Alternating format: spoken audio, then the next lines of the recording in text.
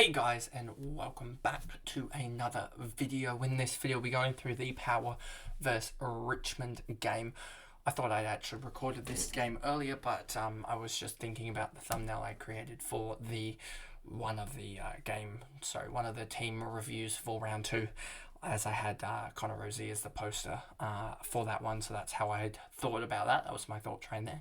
But obviously hadn't, as we had the Hawks, Carlton, and the Collingwood Western Bulldogs games as the early ones recorded before tonight. But anyway, let's just jump into this video here.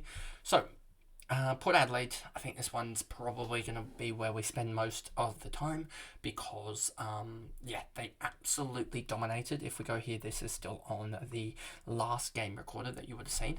As you can see, Port Adelaide absolutely dominated 20-54 Supercoach to 20-12-48. That is an absolute domination. That is plus 806, plus 806. I don't think we'll see that again this year.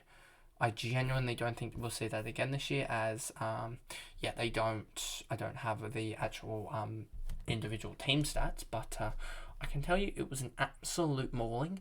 And if I just go here quickly on my phone to grab it up for you guys, I believe, let's just look at teams. Port Adelaide had 478 touches, so they were the one that went large. Adelaide only had 390, so I was wrong about that. I knew one of the two teams had a big disposal disparity, and it was the Port Adelaide game. 478 to 297, they were up, 180? They lost the free kick count because somehow you do that, and the hit-outs count, and the clearances somehow.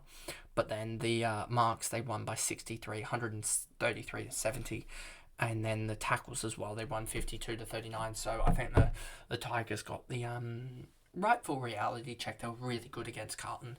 Port Adelaide are still a decent side. They still have the makings of a side that can boil over a result. Obviously, they were projected to win this game, but I would say somewhere in the 30 to 40 point range. But that sort of got expanded out. I don't know what happened in the last quarter. Let me just see. The last quarter was only 2-3, but it was the damage of the second, and it was the damage of the first 3 quarters when you go up. 121 to 46 at 3-quarter time, that the game's kind of done, sealed off and everything, so they put it on the back burner. But yeah, Rozee, 145, 130 splits, same captaincy in both fronts on Fancy and Supercoach. I did still have a dismal round, but imagine how bad it would have been without Rozee. 3 free kicks against, 2 goals, 10 clearances, 10 contest possessions, 7 clearances. He was outstanding, and he's just back to his best. And I really like that he's getting the disposals in. He obviously will become a tag target when they get the tags, which I think they might come soon. I don't know who Port play. Let me just double check that. They play Essendon. They won't run a tag. They're not going to run Setterfield they could run Durham, but I don't think you will on Rozee. To be honest, they will try, but I think Rozee will be good enough to get out of it, to be honest with you. Jace Berg on 122, 127, not fancy or Supercoach relevant, I don't think, in my opinion. Ken Fowler, an interesting one, I should say. I probably wouldn't trade into him. I would have started the risk, as a lot of us creators like to say, rather than trading into it. It almost feels like an injury type of guy, even though it's not. He's not an injury related risk. It's another type of risk. It's just the role risk with how these halfbacks stack up. As we saw last week, it was Finlayson that scored really well, but Logan Evans has gone 23-108 or something dumb like that. So I just don't like this Port Adelaide backline. I know they're going to put up scores. I know it's going to suck for all of us that Kane Farrell's probably going to average 90. But it's the chance of you trading in on like a 50 week or something like that just feels very, very high. So I just don't like the look of it, especially if Port play a good side, that they're going to be able to do it. Because if you look here, look at the marks that they had: 8, 11, 8. Let's actually just go to the halfbacks. Sin 9, Bergman 9, Boker's a winger 6, Alia 9, Ryan Burton 7. Moraes is another winger 6. All the winger halfbacks had 6+ basically, which is not going to happen regularly. We know that Sicily led the marks, I think, a couple of years ago with like 8.3. If we go to, we can actually just do this as well, Wheeler rating, and go through and look at the play stats in 2024 and look at the mark leaders.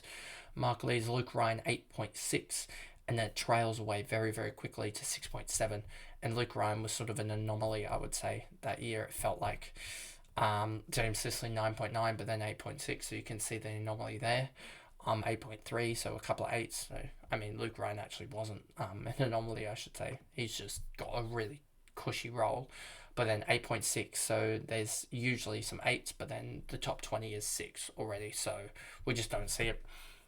And then a really poor side that had that West Coast side, you had 5 guys in the top 20 for marks in that West Coast side in 2022. They were really bad.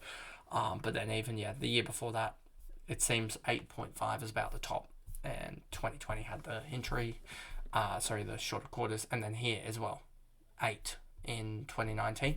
So it's definitely trending towards halfbacks getting more marks, but I just don't see it with the Port backline. Drew, the 12 tackles, not going to be fancy relevant or Supercoach relevant. Logan Evans, kind of talked about him. I just don't see it, to be honest with you. After that first game, I just cannot see it. I think it's almost too much of that's going to have too much of a weighting, that low score. Georgiades, Mead, Ollie Wine, Sin. I just don't think you can go anywhere near any of these guys. And it would have been nice to have seen Moraes in the non-sub role, but that kind of just has a weighting behind it, I feel like, in terms of trading him in, because he's just going to be sub again, I feel like. I don't see an avenue for him to be in the side. Joe Berry, 49.56, do it right, but small forward, not relevant. Then we get over to Richmond. McIntosh, 88.84, and let's just go through this very, very quickly here. Jaden Short, 85.71, probably just hold for another week if you have bigger spot fires to put out. It's just, he's not good enough. I thought he'd have a really good role, but it doesn't look like it. I think there's other guys taking the kick-ins, which really doesn't do well for him. Tim Taranto as well, 70, double up 70 is just poor. 17 touches, 8 tackles, no marks, really, really poor. And he actually used it pretty well. That's the surprising part about it. Samuel Ayler, 62-39 split, 4 marks, 4 tackles. He did all right, but again, just not good for Supercoach. Definitely wasn't a trade-in, and fancy-wise, 62 did all right, but that's probably his peak, and I want guys like Ashcroft and Lindsay and guys like that, that can really boom and score that. Never scoring 80, or 103, 80, something like that, whereas Ayler scoring 68, 62. There's already a difference there of, roughly 18 plus about 40, so that's already about 55 points, I think. There, Harry Armstrong, really, really strong game from him, so maybe you could consider him, but then again, you're probably considering stronger guys on the bubble, like Henderson and guys like that, or guys just better break even. Campbell was actually really pretty good, 2 goals, 3, 89 from 13 touches, pretty good. And that's about it. Luke Traynor, really, really poor from him. And then Caleb Smith starting in the sub role is really, really annoying. But Sam Banks going down could be interesting to just watch that role, because Caleb Smith could be a potential trade-in on both platforms next week. Because if Sam Banks, let's actually look at the injury list for Richmond. Sam Banks, concussion 1 week, that's not good. And enough said. That's just not going to hold up. Sam Banks will be back over Caleb Smith, you would expect, even though Sam Banks, I think, has been playing wing and Caleb Smith a little bit forward. Let's actually just double check that for you guys. Sam Banks, let's just check his sort of heat map or winger role. So yeah, that doesn't necessarily hold up. And then Caleb Smith there. Played halfback and a little bit wing, so that'll be an interesting watch this week. But that's about it for this video here, going through the Port Adelaide drumming of Richmond. If you guys did enjoy it, remember to like and subscribe, turn the notification bell on so you know when I upload. If you are listening on Spotify, give me a follow and a rating over there, and I'll see you guys in the next video. Bye guys.